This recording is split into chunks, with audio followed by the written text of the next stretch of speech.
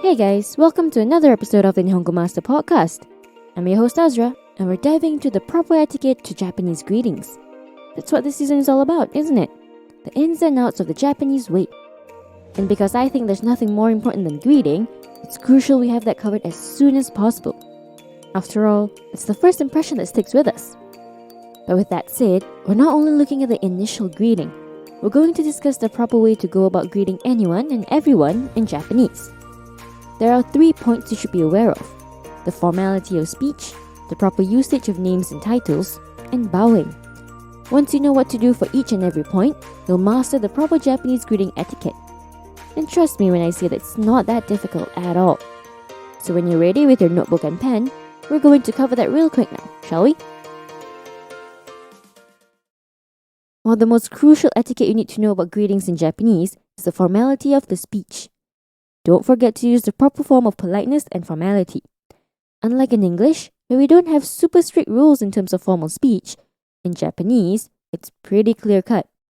Formality is taken extremely seriously in Japanese culture. How you talk with your friends or siblings is drastically different from how you talk with elderly people and superiors. And if you think it boils down to age only, think again. It's all about the hierarchy. Say you're greeting your friends. Casual tone is pretty much accepted in any language, and that's because you're on equal levels. In English, it's like saying, "Hey, what's up?" or "How's it going?" In Japanese, there are a few ways to greet casually. For example, "Yahoo" is like saying hello, and "os" is a masculine slangy way to greet other guys. If you can greet your grandparents like that, you're lucky, because in Japan, speaking in that casual way with the elderly can be social suicide. With elderly and people you are not familiar with, the go-to level of formality should be the polite form. That means it's the minimum level of politeness, like adding des to sentences and using the must form. And even step up, like with superiors, you're expected to speak in the respectful form of the Japanese language, keigo.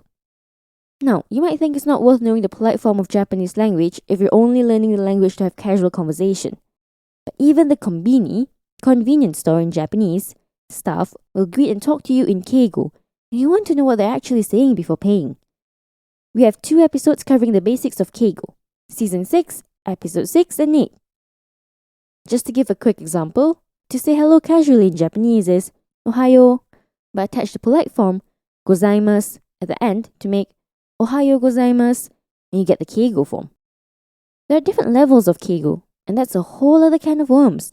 But simply put, a gozaimasu at the end is basically the highest form you're likely to ever need. And if you're uncertain as to what level of formality you should be going for, just go for the default polite form. If the other person is okay with it, they'll let you know that it's okay to speak to them casually. But better be safe than sorry. Here's a quick vocab recap.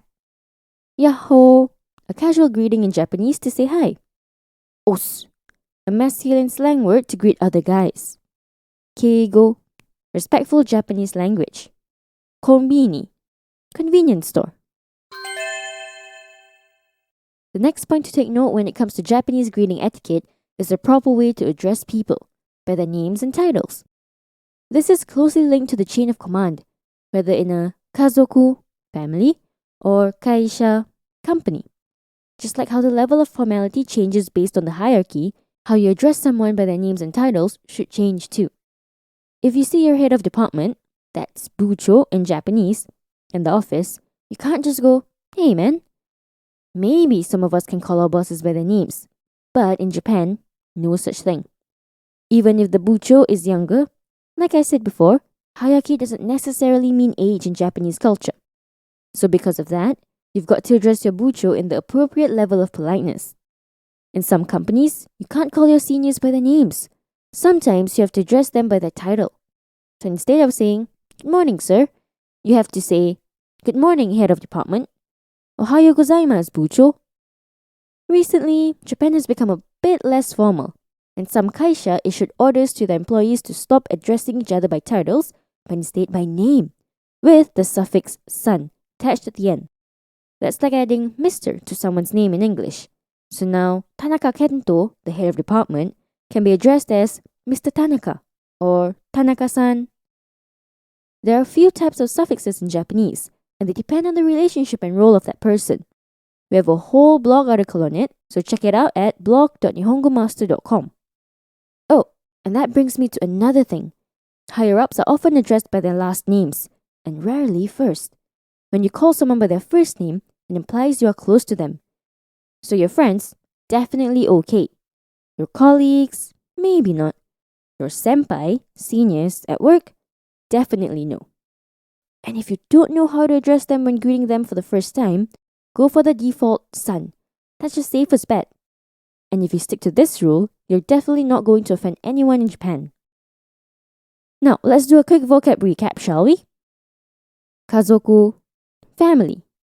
Kaisha, company. Buchou, head of department. Senpai, seniors or someone more superior than you. By the way, if you haven't checked out our official website yet, why not give it a browse? At Nihongo Master, we offer efficient Japanese lessons that are quick, easy, and fun for Japanese language learners of all levels, from beginners to advanced. Our smart tools will assist you in areas where you need a little bit of a push and congratulate you on the ones you've aced. With a community of over 50,000 Japanese students, you're not alone on your learning journey. Make new friends and improve together with our point system, collecting points as you go along. Ask away any questions you have on our group discussion pages. There's sure to be others as well as our Japanese instructors that are quick to answer. You can also take Nihongo Master with you on the go and learn Japanese as you trot the globe. Practical, right? The final point to take note of when it comes to Japanese greeting etiquette is bowing, also known as ojigi in Japanese. This is one of the types of body language you should know in Japanese culture. Check out our article on the blog for a full list of them. But anyway, bowing is a crucial part of not only Japanese greeting, but the culture in general. Regardless of the occasion, both formal and informal settings, you have to bow and prepare to be bowed to. The thing is, bowing can represent a couple of different things, not only just greetings, but also gratitude and apology. But to be coherent to our topic for today, we're just looking at greeting bows. Now, the most common bow is the 15-degree bow, known as eshaku. This is when you're slightly bowing at a 15-degree angle while maintaining eye contact and hands together in front of you. It's like a nod, but with the whole upper body. This kind of bow translates to a casual greeting or salutation and is used more informally than others, like when you're passing by someone at work or school as a casual greeting. If you're passing by your close friends, of course, a simple wave does the trick rather than a bow. But if it's someone you're not familiar with but still casual enough, the eshaku bow is the way to go.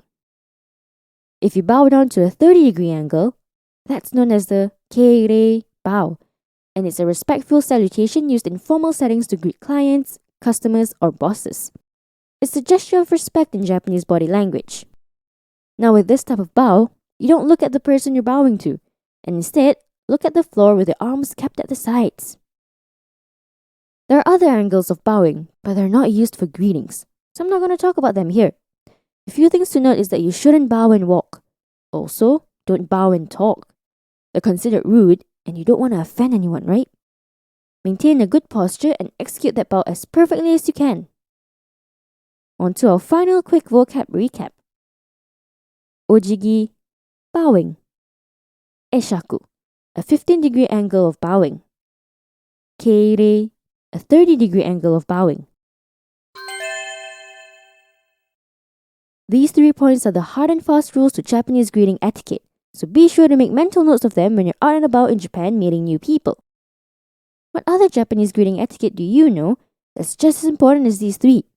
Tell us your thoughts by commenting on our social media platforms. You can find us on Twitter, Facebook, and Instagram. Also, head over to Nihongo Master blog if you're interested in reading up on topics like these some more. And if you're keen on picking up some more Japanese for yourself, pop onto our official website, nihongomaster.com, to learn more. While you're at it, why not get yourself a subscription? Get a head start on your Nihongo journey with Nihongo Master. Thank you so much for listening in. Join me in the next one. I'll be walking down the avenue of Japan's rich culture. Mata ne!